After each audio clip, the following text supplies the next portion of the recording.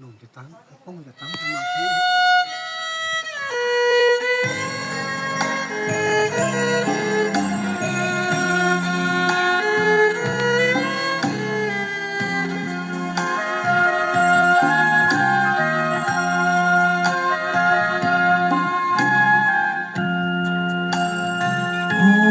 ก็ยอ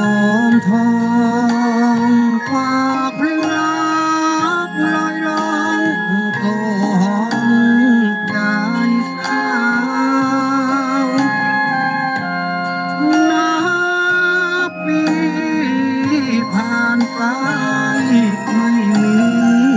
ข่าวจากแม่สาวเมืองเพช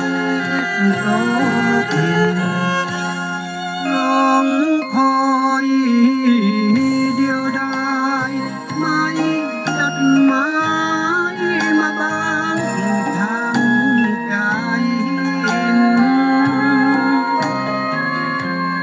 ทาง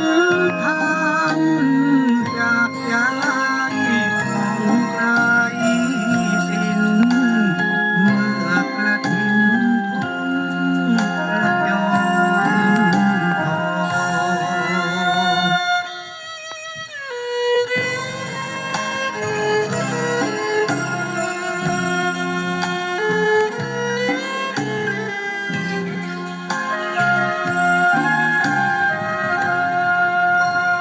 ยินข่าวเช้ากรุงบอกความรักหมายมุ่งเข้าสู่ใจน้องแล้วคนทุ่งกระยอ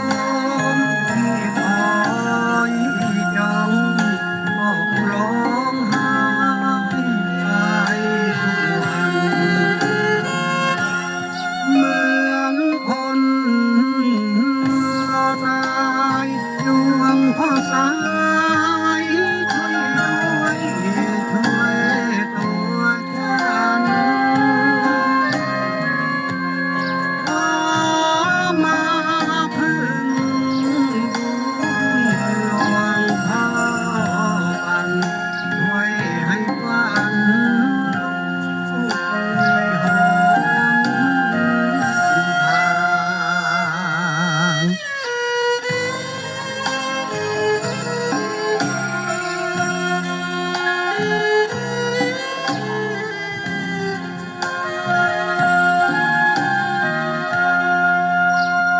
บุ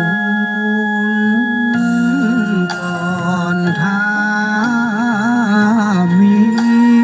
แม่สาวเพชรรักพี่อย่าหนีหลังว่าเพียงทุ่ง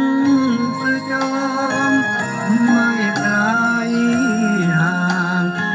อยากให้ใจสอง